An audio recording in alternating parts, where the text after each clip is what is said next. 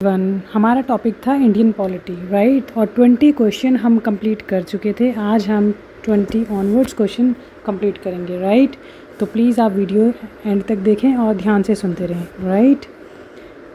हमारा क्वेश्चन है, consider the following statements regarding the citizenship provision in India.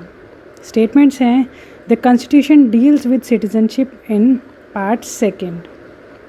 Second statement है, Parliament has the power to make laws regarding citizenship. And third statement है, India follows the principle of single citizenship. Fourth one is, the Constitution provides for dual citizenship for the Indian citizen, right? और ये आपके पास options हैं। तो चलो थोड़ा detail पढ़ते हैं। हमारा स्टेटमेंट 1 बिल्कुल करेक्ट है। इंडियन कॉन्स्टिट्यूशन के पार्ट सेकेंड यानी आर्टिकल 5 से 11 में सिटीजनशिप के प्रोविज़न दिए गए हैं, इसीलिए स्टेटमेंट 1 बिल्कुल सही है, राइट। एंड स्टेटमेंट 2 भी बिल्कुल करेक्ट है। कॉन्स्टिट्यूशन के आर्टिकल 11 के अकॉर्डिंग पार्लियामेंट को सिटीजनशिप की एक्विजिशन और टर्मिनेशन के रिगार्डिंग लॉ बनाने की पावर है। इसी पावर के अंडर पार्लियामेंट ने सिटीजनशिप एक्ट 1955 बनाया, इसलिए स्टेटमेंट 2 भी बिल्कुल करेक्ट है। स्टेटमेंट 3 भी बिल्कुल करेक्ट है, क्योंकि इंडिया में सिंगल सिटीजनशिप का प्रिंसिपल फॉलो किया जाता है। इसका मतलब ये है कि भारत में सिटीजन्स को सिर्फ इंडियन सिटीजनशिप प्राप्त होती है। अमेरिका की तरह इंडिया में सेपरेट स्टेट सिटीजनशिप प्रोविज़न नहीं है, राइट। एंड स्टेटमेंट 4 जो है वो इनकरेक्ट है, गलत है। Indian constitution dual citizenship provide नहीं करता, इसलिए स्टेटमेंट 4 जो है वो गलत है, राइट। और हमारा करेक्ट आंसर है option B, statement 1, 2 and 3 only, right. Next question है हमारे पास, consider the following statements regarding the right to equality. Statements हैं, article 14 guarantees equality before law and equal protection of law. Article 15 prohibits discrimination on certain specified grounds. And next है, article 16 provides equality of opportunity in matters of public employment. Fourth one is article 17 अबॉलिशेस untouchability, right. और ये आपके पास options हैं। Statement 1 बिल्कुल correct है। Articles 14 कहता है कि स्टेट किसी भी पर्सन को इक्वालिटी बिफोर लॉ और equal protection of law deny नहीं करेगा, राइट। यहाँ एक इम्पॉर्टेंट पॉइंट ये है कि आर्टिकल 14 का बेनिफिट सिटीजन्स के साथ साथ फॉरेनर्स को भी मिलता है, क्योंकि इसमें एनी पर्सन यूज़ किया हुआ है, राइट। एंड स्टेटमेंट 2 भी बिल्कुल करेक्ट है। Article 15 religion, race, caste, sex और प्लेस ऑफ बर्थ के बेसिस पर डिस्क्रिमिनेशन प्रोहिबिट करता है। स्टेटमेंट 3 भी बिल्कुल करेक्ट है, क्योंकि आर्टिकल 16 पब्लिक एम्प्लॉयमेंट के मैटर्स में इक्वालिटी ऑफ अपॉर्चुनिटी प्रोवाइड करता है, यानी गवर्नमेंट जॉब्स में सभी एलिजिबल सिटीज़न को इक्वल अपॉर्चुनिटीज़ मिलनी चाहिए, subject to constitutional provisions, right. And statement 4 भी बिल्कुल करेक्ट है। आर्टिकल 17 अनटचेबिलिटी को अबॉलिश करता है और इसकी प्रैक्टिस किसी भी फॉर्म में प्रोहिबिट करता है, राइट। तो हमारा करेक्ट आंसर है option C, statement 1, 2, 3 and 4। Next question है हमारे पास, consider the following statements regarding the right to freedom. Statements हैं, article 19 provides 6 freedoms to citizens. Freedom of speech and expression is an absolute right without any restriction.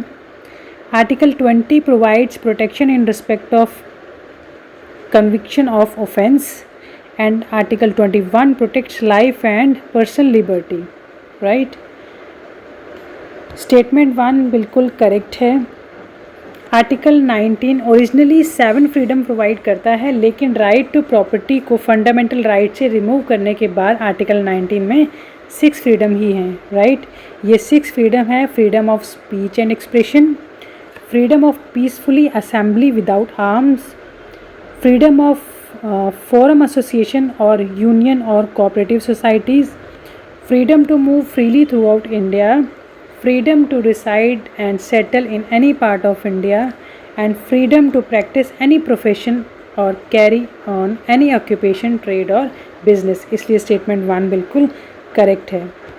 Statement 2 incorrect है क्योंकि freedom of speech and expression absolute right नहीं है। Constitution के article 19(2) के under reasonable restriction लगाई जा सकती हैं, जैसे sovereignty and integrity of India, security of state, public order, decency and morality, इसलिए स्टेटमेंट 2 जो है वो गलत है। स्टेटमेंट 3 बिल्कुल करेक्ट है। आर्टिकल 20 पर्सन्स को कन्विक्शन ऑफ ऑफेंस से संबंध में प्रोटेक्शन देता है। इसमें इम्पॉर्टेंट प्रोटेक्शन इंक्लूडेड हैं: no ex post officio criminal law, no double jeopardy, no self incrimination, right, इसलिए स्टेटमेंट 3 जो है वो करेक्ट है।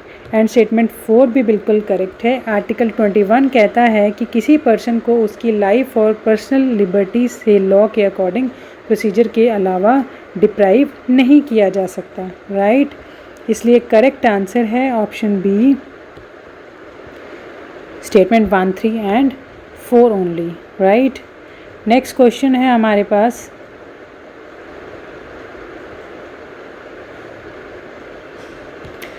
consider the following statements regarding the right against exploitation, correct है। आर्टिकल 23 ह्यूमन ट्रैफिकिंग और बेगार या other forms of force labour को प्रोहिबिट करता है। ये प्रोटेक्शन सिटीजन के साथ साथ ऑल पर्सन को भी अवेलेबल है, राइट। स्टेटमेंट 2 बिल्कुल करेक्ट है। आर्टिकल 24 के अकॉर्डिंग 14 ईयर से कम एज के चिल्ड्रंस को फैक्ट्री, माइंस या किसी अदर हजार्डियस एम्प्लॉयमेंट में एम्प्लॉय नहीं किया जा सकता, इसलिए स्टेटमेंट 2 भी बिल्कुल करेक्ट है। स्टेटमेंट 3 इनकरेक्ट है। राइट अगेंस्ट एक्सप्लॉयटेशन सिर्फ सिटीजन्स के लिए नहीं, आर्टिकल 23 एंड 24 में पर्सन का कंसेप्ट अप्लाई होता है, इसलिए ये प्रोटेक्शन सिटीजन्स के अलावा नॉन सिटीजन्स के लिए भी अवेलेबल है, राइट, इसलिए स्टेटमेंट 3 जो है वो इनकरेक्ट है। स्टेटमेंट 4 बिल्कुल करेक्ट है। आर्टिकल 24 कॉन्स्टिट्यूशन का फंडामेंटल राइट है और राइट अगेंस्ट एक्सप्लॉयटेशन का भी पार्ट है, इसलिए करेक्ट आंसर है option B, statement 1, 2 and 4 only, right. Next question है हमारे पास, consider the following statements regarding the rights to constitutional remedies. Statements है हमारे पास, article 32 empowers the supreme court to issue writ for the enforcement of fundamental rights. Doctor Bhimrao Ambedkar called article 32 the heart and soul of the constitution. High court can also issue writ under Article 226. Article 32 is not itself a fundamental right. Statement 1 बिल्कुल correct है। Article 32 के under supreme court fundamental rights के enforcement के लिए writ issue कर सकता है। Supreme court के पास 5 टाइप की रिट्स होती हैं, राइट। और स्टेटमेंट 2 जो है वो भी बिल्कुल करेक्ट है। डॉक्टर भीमराव अंबेडकर ने आर्टिकल 32 को कॉन्स्टिट्यूशन का हार्ट एंड सोल कहा था, क्योंकि फंडामेंटल राइट्स के इन्फोर्समेंट के लिए सिटीजन डायरेक्टली सुप्रीम कोर्ट को अप्रोच कर सकते हैं, राइट। एंड स्टेटमेंट 3 भी बिल्कुल करेक्ट है। हाई कोर्ट भी आर्टिकल 226 के अंडर रिट्स इशू कर सकते हैं, राइट। एंड स्टेटमेंट 4 इनकरेक्ट है, क्योंकि आर्टिकल 32 खुद भी एक फंडामेंटल राइट है, इसलिए स्टेटमेंट 4 इनकरेक्ट है। तो हमारा करेक्ट आंसर है option B, statement 1, 2 and 3 only, right. Next question है हमारे पास, consider the following statements regarding constitutional writ. Habeas corpus literally means to have the body. Mandamus is issued to command a public authority to perform a public duty.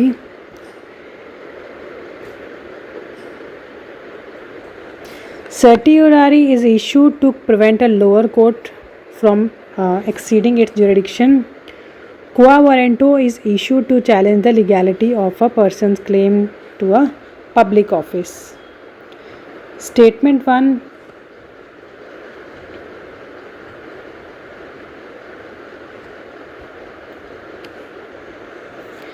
Statement 1 बिल्कुल correct है।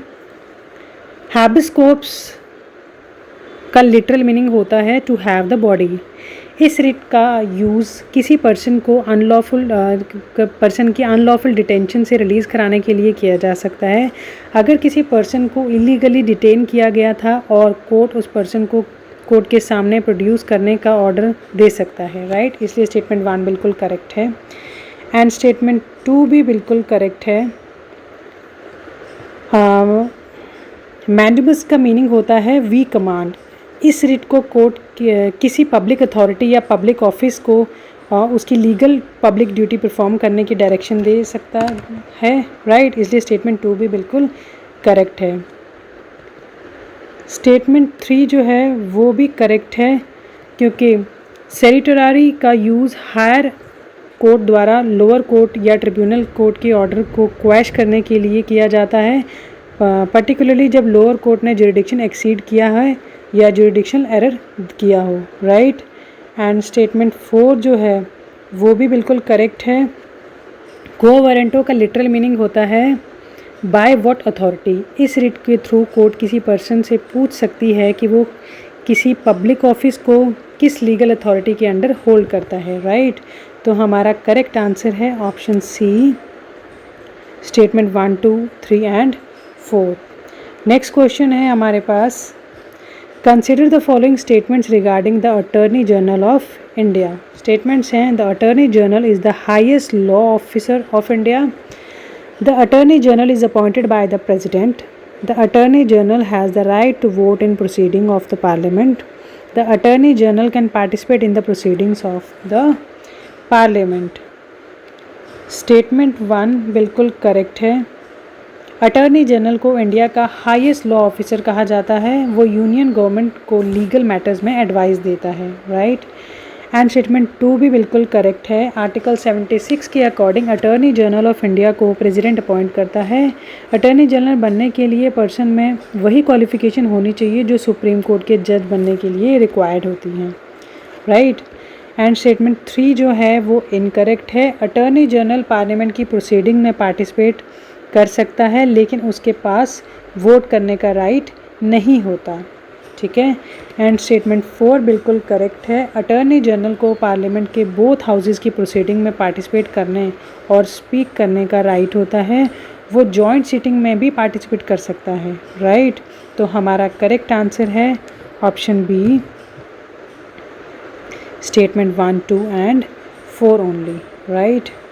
Next question है हमारे पास, consider the following statements regarding the advocate general of a state. Statements हैं, the advocate general is the highest law officer of the state. The advocate general is appointed by the governor. The advocate general must be qualified to be appointed as a जज of a high court. The advocate general has the right to vote in the state legislature, right. और ये आपके पास options हैं। Statement 1 बिल्कुल correct है। Advocate general को state के highest law officer कहा जाता है। जैसे यूनियन लेवल पर attorney general highest law officer होता है, वैसे ही स्टेट लेवल पर advocate general highest law officer होता है, राइट। स्टेटमेंट 2 भी बिल्कुल करेक्ट है। आर्टिकल 1665 के अकॉर्डिंग एडवोकेट जनरल को गवर्नर अपॉइंट करता है, राइट। एंड स्टेटमेंट 3 भी बिल्कुल करेक्ट है।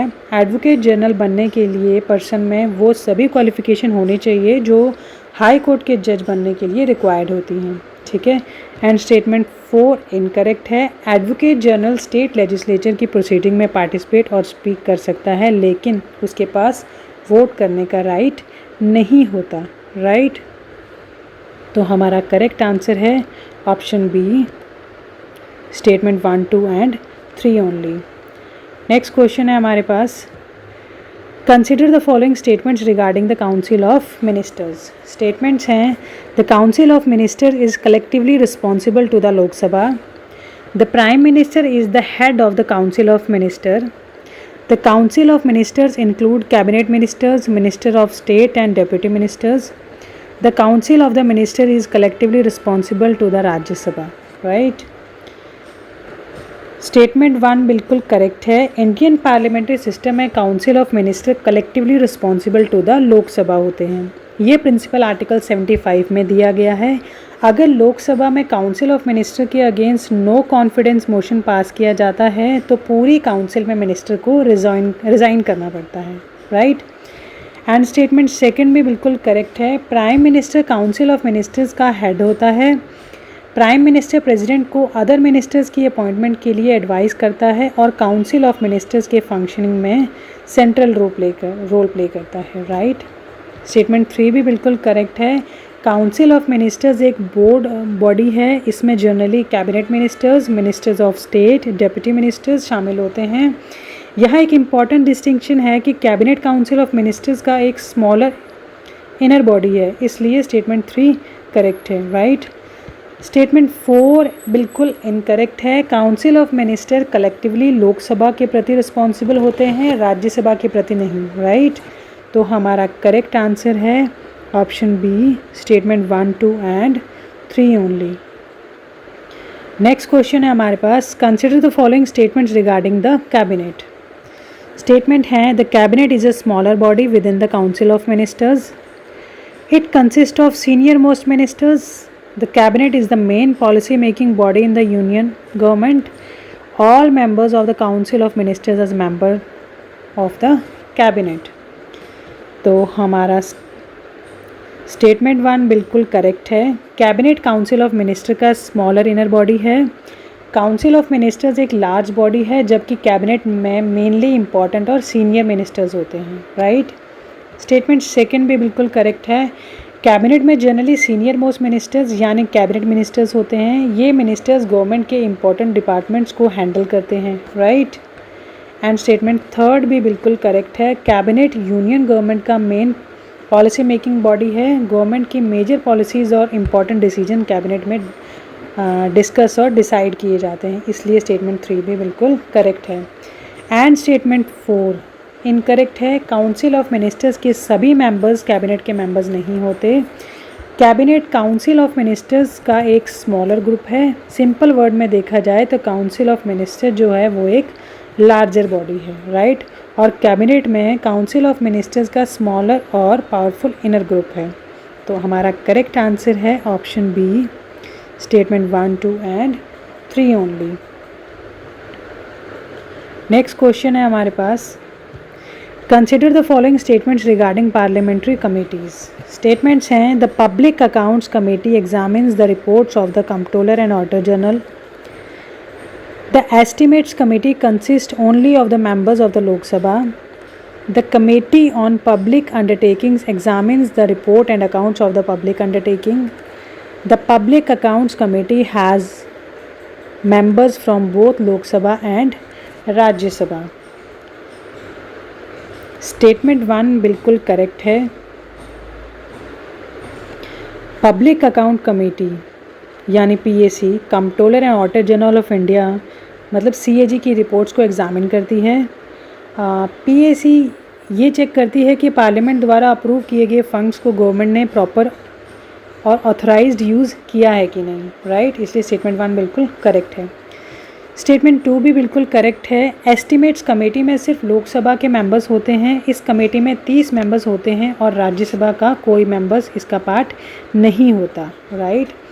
एंड स्टेटमेंट 3 भी बिल्कुल करेक्ट है। कमेटी ऑन पब्लिक अंडरटेकिंग्स यानी COPU पब्लिक सेक्टर अंडरटेकिंग के रिपोर्ट्स और अकाउंट्स को एग्जामिन करती है और ये भी देखती है कि पब्लिक अंडरटेकिंग अपने बिजनेस को साउंड प्रिंसिपल्स और प्रूडेंट कमर्शियल प्रैक्टिस के अकॉर्डिंग चला रही है या नहीं, राइट। स्टेटमेंट 4 भी बिल्कुल करेक्ट है। पब्लिक अकाउंट्स कमेटी में लोकसभा और राज्यसभा दोनों हाउसेस के मेंबर्स होते हैं। PAC में टोटल 22 मेंबर्स होते हैं और 15 लोकसभा और 7 राज्यसभा से, इसलिए स्टेटमेंट 4 भी बिल्कुल करेक्ट है। तो हमारा फाइनल आंसर है option C, statement 1, 2, 3 and 4। Next question है हमारे पास, consider the following statements regarding the speaker of the Lok Sabha. Statements हैं, the speaker is elected by the members of the Lok Sabha. The Speaker presides over the meeting of the Lok Sabha. The Speaker decides whether the bill is a money bill, and the Speaker continues in the office even after the dissolution of Lok Sabha until immediately before the first meeting of the new Lok Sabha. तो statement 1 बिल्कुल correct है। Lok Sabha speaker को लोकसभा के members अपने बीच से elect करते हैं, इसलिए स्टेटमेंट 1 बिल्कुल सही है। स्टेटमेंट 2 भी बिल्कुल करेक्ट है। स्पीकर लोकसभा के मीटिंग्स और प्रोसीडिंग्स को प्रिसाइड करता है। स्पीकर हाउस में डिसिप्लिन और ऑर्डर मेंटेन करने में इम्पॉर्टेंट रोल प्ले करता है, ठीक है। एंड स्टेटमेंट 3 भी बिल्कुल करेक्ट है। स्पीकर डिसाइड करता है कि वो बिल मनी बिल है या नहीं। स्पीकर का डिसीजन इस मैटर में फाइनल होता है subject to the constitutional provisions, right. And statement 4 भी बिल्कुल करेक्ट है। लोकसभा डिसॉल्व होने के बाद भी स्पीकर इमिडिएटली ऑफिस से रिमूव नहीं होता। कॉन्स्टिट्यूशन के बाद आर्टिकल 94 के अकॉर्डिंग स्पीकर डिसोल्यूशन के बाद भी ऑफिस में बना रहता है until immediately before the first meeting of the new Lok Sabha, right. तो हमारा करेक्ट आंसर है option C, statement 1, 2 and 3। Next question है, consider the following statements regarding the parliamentary system in India. Statements हैं, India follows a parliamentary from the government, the executive is responsible to the legislature, the president is the real executive head of the union, the prime minister and the council minister exercise real executive power. तो statement 1 बिल्कुल correct है। India एक parliamentary form of government follow करता है। Indian parliamentary system largely British model से inspired है, इसलिए statement 1 बिल्कुल करेक्ट है। स्टेटमेंट 2 भी करेक्ट है। पार्लियामेंट्री सिस्टम में एग्जीक्यूटिव लेजिस्लेचर के प्रति रिस्पॉन्सिबल होता है। इंडिया में council of minister collectively Lok Sabha के प्रति रिस्पॉन्सिबल होते हैं, इसलिए स्टेटमेंट 2 भी बिल्कुल करेक्ट है। स्टेटमेंट 3 इनकरेक्ट है। प्रेसिडेंट इंडिया का कॉन्स्टिट्यूशनल या नॉमिनल एग्जीक्यूटिव होता है, लेकिन real executive power generally prime minister और काउंसिल ऑफ मिनिस्टर एक्सरसाइज करता है।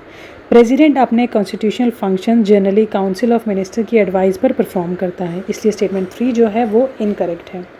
एंड स्टेटमेंट 4 बिल्कुल करेक्ट है। इंडिया में प्राइम मिनिस्टर और council of minister real executive authority exercise करते हैं। Prime minister council of minister के हेड होते हैं और गवर्नमेंट के फंक्शनिंग में सेंट्रल रोल प्ले करते हैं, राइट। तो हमारा करेक्ट आंसर है option B, statement 1, 2 and 4 only. Next question that we have is, consider the following statement regarding the federal features of the Indian constitution. Statement है, India has a written constitution, powers are divided between the union and the state, the constitution establishes an independent judiciary, and India has a completely rigid constitution, right। Statement 1 बिल्कुल correct है। India का constitution एक written constitution है। Indian constitution दुनिया के detailed written constitution में से एक है, इसलिए स्टेटमेंट 1 बिल्कुल करेक्ट है। स्टेटमेंट 2 भी बिल्कुल करेक्ट है। इंडियन कॉन्स्टिट्यूशन में यूनियन और स्टेट के बीच पावर को डिवाइड किया गया है। ये डिवीज़न मेनली 7th शेड्यूल की यूनियन लिस्ट, स्टेट लिस्ट और कंकरेंट लिस्ट के थ्रू हुआ है, इसलिए स्टेटमेंट 2 भी बिल्कुल करेक्ट है।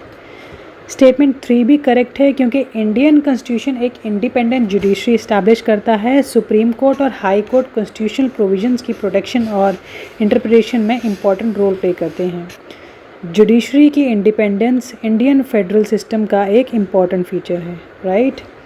एंड स्टेटमेंट 4 जो है वो इनकरेक्ट है। इंडियन कॉन्स्टिट्यूशन कम्प्लीटली रिजिड नहीं है, इसमें अमेंडमेंट के डिफरेंट मेथड्स हैं। कुछ प्रोविजन सिंपल मेजॉरिटी से, कुछ स्पेशल मेजॉरिटी से और कुछ provision special majority plus at least half of the state legislature की रेक्टिफिकेशन से अमेंड होते हैं, राइट। इसलिए इंडियन कॉन्स्टिट्यूशन को पार्टली रिजिड और पार्टली फ्लेक्सिबल कहा गया है। तो हमारा फाइनल आंसर है option B, statement 1, 2 and 3 only. Next question है हमारे पास, consider the following statements regarding the 7th schedule of the constitution. Statements हैं, it contains the union list, state list and concurrent list. The union list contains subjects on which of the parliament can only which parliament can generally legislate. The concurrent list contains subject on which both parliament and state legislature can legislate. Fourth है residuary powers in the India belong to the state. तो statement 1 बिल्कुल correct है। 7th schedule में union list, state list और concurrent list होती हैं, right. इसलिए statement 1 बिल्कुल करेक्ट है। स्टेटमेंट 2 भी करेक्ट है। यूनियन लिस्ट में दिए गए सब्जेक्ट्स पर जनरली पार्लियामेंट को लॉ बनाने की एक्सक्लूसिव पावर होती है। एग्जाम्पल्स में defence, foreign affairs, atomic energy जैसे सब्जेक्ट शामिल हैं, राइट। एंड थर्ड स्टेटमेंट भी बिल्कुल करेक्ट है। कंकरेंट लिस्ट के सब्जेक्ट पर पार्लियामेंट और स्टेट लेजिस्लेचर दोनों लिस्ट लॉ बना सकते हैं।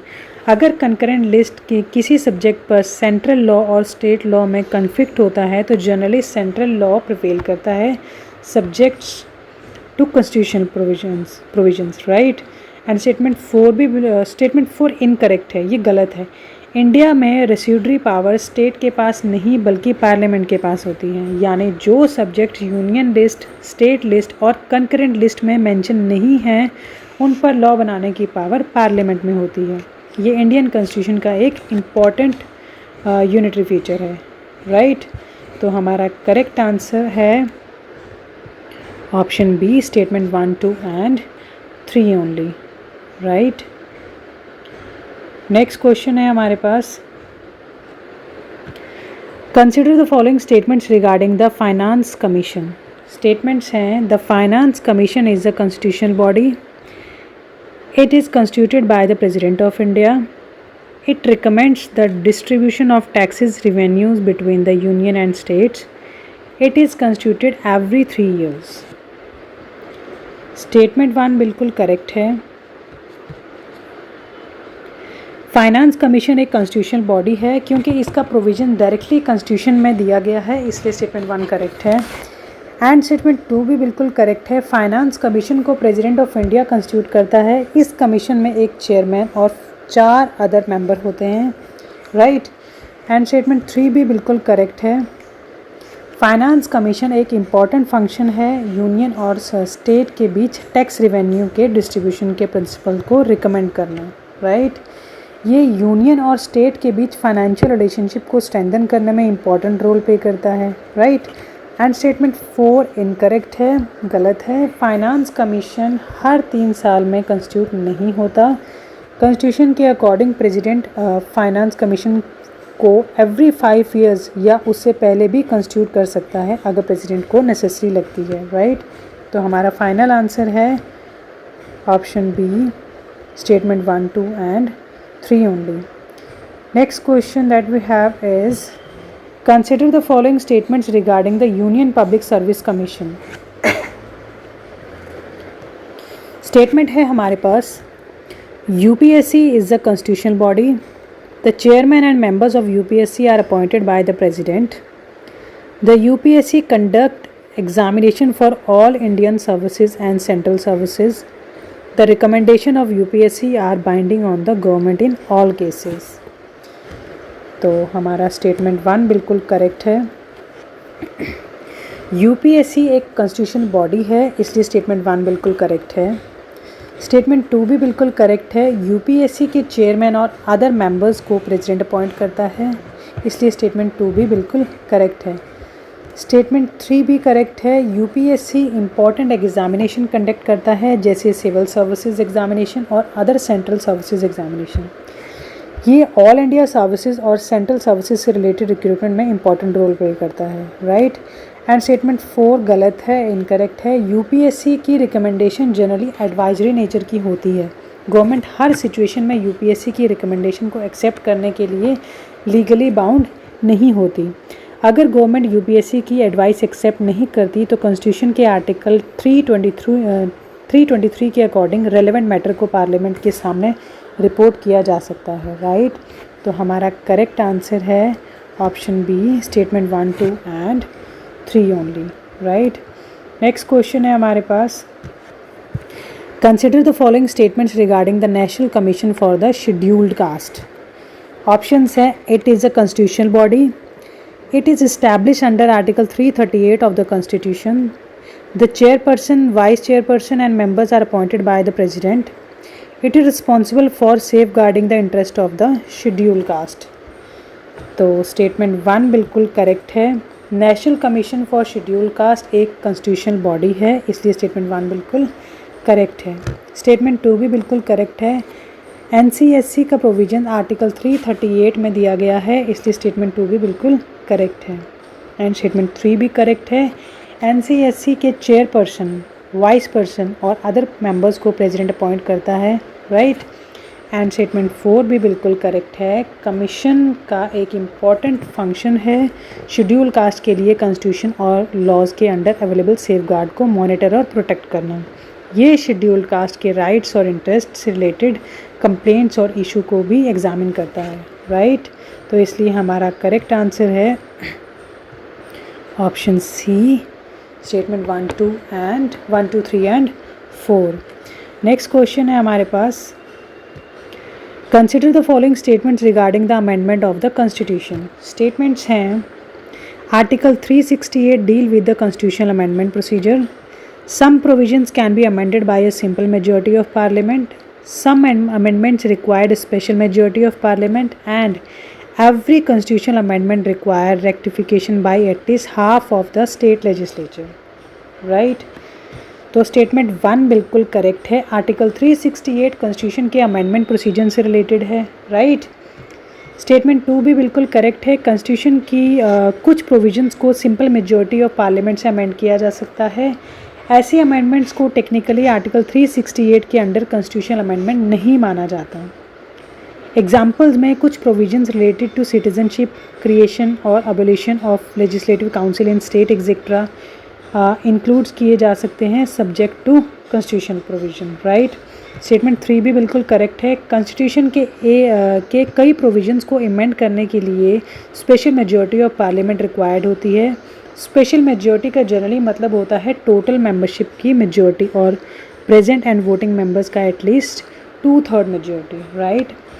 स्टेटमेंट 4 इनकरेक्ट है, गलत है। हर कॉन्स्टिट्यूशन अमेंडमेंट के लिए स्टेट लेजिस्लेचर की रेक्टिफिकेशन रिक्वायर्ड नहीं होती। सिर्फ कुछ specific provisions, specifically federal nature के से रिलेटेड प्रोविजंस के अमेंडमेंट के लिए at least half of the state legislature की रेक्टिफिकेशन रिक्वायर्ड होती है, राइट।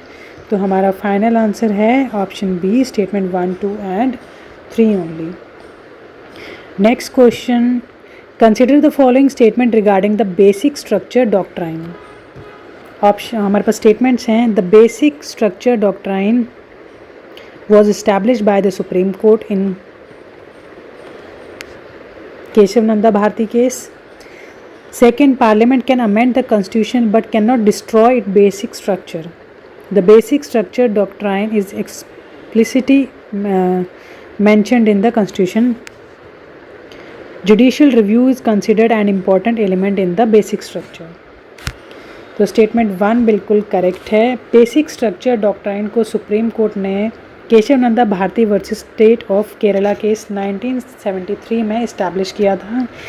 इस हिस्टोरिक जजमेंट में सुप्रीम कोर्ट ने कहा कि पार्लियामेंट कॉन्स्टिट्यूशन को अमेंड कर सकती है, लेकिन कॉन्स्टिट्यूशन के बेसिक स्ट्रक्चर को डिस्ट्रॉय या ऑल्टर नहीं कर सकती, राइट। स्टेटमेंट 2 भी बिल्कुल करेक्ट है। पार्लियामेंट को कॉन्स्टिट्यूशन अमेंड करने की पावर है, लेकिन ये पावर अनलिमिटेड नहीं है। पार्लियामेंट कॉन्स्टिट्यूशन के बेसिक स्ट्रक्चर को डिस्ट्रॉय नहीं कर सकती। स्टेटमेंट 3 इनकरेक्ट है। बेसिक स्ट्रक्चर डॉक्ट्राइन कॉन्स्टिट्यूशन में एक्सप्लिसिटली मेंशन नहीं है। ये डॉक्ट्राइन सुप्रीम कोर्ट के जुडिशियल इंटरप्रिटेशन के थ्रू डेवलप हुआ है। एंड स्टेटमेंट 4 बिल्कुल करेक्ट है। जुडिशियल रिव्यू को कॉन्स्टिट्यूशन के बेसिक स्ट्रक्चर का एक इम्पॉर्टेंट एलिमेंट माना गया है। जुडिशियल रिव्यू के थ्रू कोर्ट्स लॉ और गवर्नमेंट एक्शंस की कॉन्स्टिट्यूशनल वैलिडिटी एग्जामिन कर सकता है, राइट।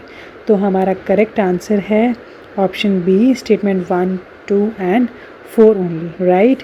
तो और भी इम्पॉर्टेंट स्टेटमेंट बेस्ड MCQs हम कवर करेंगे, इसलिए मेरी वीडियोस देखते रहिए। Thank you so much.